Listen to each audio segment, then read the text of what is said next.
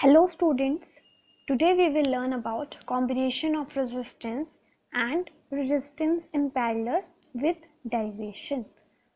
So firstly, we will discuss combination of resistance in brief. So combination of resistance two type से लग सकते हैं, पहला series में और सेकेंडली पैरेलल में.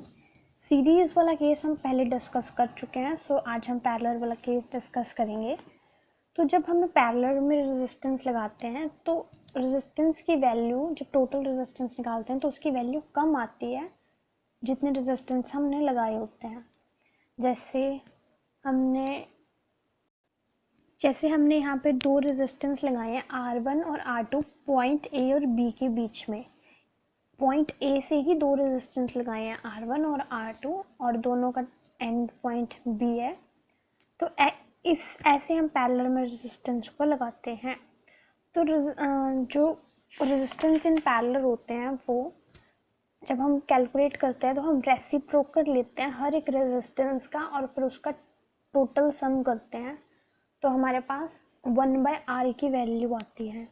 बाद में हम इसको रेसिप्रोकल लेकर हमारे पास रेजिस्टेंस की वैल्यू आ जाती है. हम रेजिस्टेंस इन पैरेलल और सीरीज के जो क्वेश्चंस हैं वो भी डिस्कस करेंगे. अभी हम पैरेलल की डेरिवेशन डिस्कस करते हैं. तो हमारे पास एक सर्किट डायग्राम है जिसका पूरा जो पोटेंशियल डिफरेंस है वो V है, जिसमें से I करंट पास हो रहा है सर्किट में से और जिसमें रेजिस्टेंस R1, R2 और R3 लगे हुए हैं. जब हम कनेक्शन पैरेलल में लगाते हैं तो हमें एक चीज़ याद रखनी होती है कि जो पूरा का पूरा सर्किट होता है उसका पोटेंशियल डिफरेंस चेंज नहीं होता है.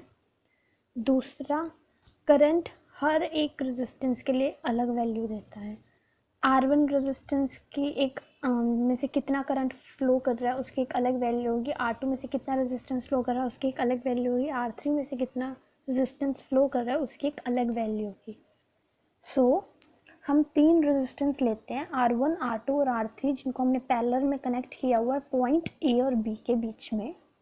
एक बैटरी लेते हैं V वोल्ट की और उसमें से करंट I फ्लो करता है पूरे सर्किट में. मगर रेजिस्टेंस R1 के लिए करंट की वैल्यू I1 होती है, रेजिस्टेंस R2 के लिए करंट की वैल्यू I2 होती है, रेजिस्टेंस R3 के लिए करंट की वैल्यू I3 होती है और टोटल रेजिस्टेंस हमारे पास I होता है.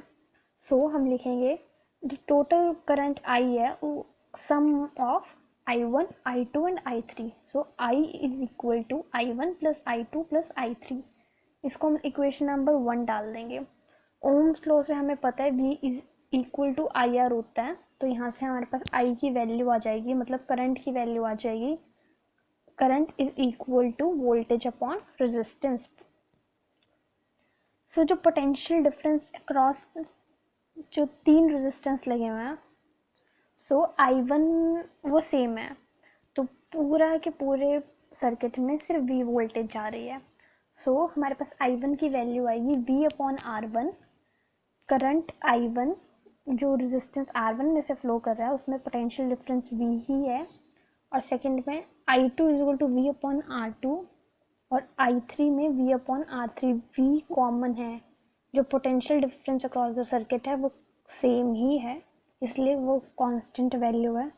हमारे पास दो चीज़ें अलग अलग हैं, I1 करंट और रेजिस्टेंस. अब हमें I की वैल्यू भी पता चल गई है, I1 की वैल्यू भी पता चल गई है, I2 की भी और I3 की. हम इन चारों की वैल्यू इक्वेशन नंबर 1 में डाल देंगे. तो जिससे हमारे पास आएगा I की जगह V अपॉन R, I1 की जगह V अपॉन R1, I2 की जगह V upon R2 plus I3 की जगह V अपॉन R3. फिर हम देखते हैं इसमें V कॉमन है, पोटेंशियल डिफरेंस कॉमन है, तो हम V को बाहर निकालते हैं ब्रैकेट में 1 upon R is equal to, इसमें से भी V कॉमन है तो हम इसको भी बाहर ले लेंगे और हमारे पास अंदर आएगा 1 upon R1 plus 1 upon R2 plus 1 upon R3. V दोनों साइड पे है इसलिए हम इसको कैंसिल आउट कर देंगे, cancel V from both side. तो हमारे पास रेजिस्टेंस की वैल्यू आ जाएगी 1 upon R is equal to 1 upon R1 plus 1 upon R2 plus 1 upon R3 and so on. इस रेजिस्टेंस के वैल्यू से हम पैरेलल में रेजिस्टेंस लगा हुआ उसकी वैल्यू फाइंड आउट कर सकते हैं, जो हम आगे जब क्वेश्चंस डिस्कस करेंगे तो हम देखेंगे कैसे होंगे। हम इसी फॉर्मूले में जितने भी रेजिस्टेंस है उसकी वैल्यू डालकर हम रेजिस्टेंस की वैल्यू कैलकुलेट कर सकते हैं। तो आज हमने resistance connected in parallel discuss किया। होप सो आज का लेक्चर सबको समझ में आएगा। Thank you for watching this video. If you like the video please like, subscribe my channel and share it with your friends. If you have any doubt, you can ask me in the comment section below. Thank you.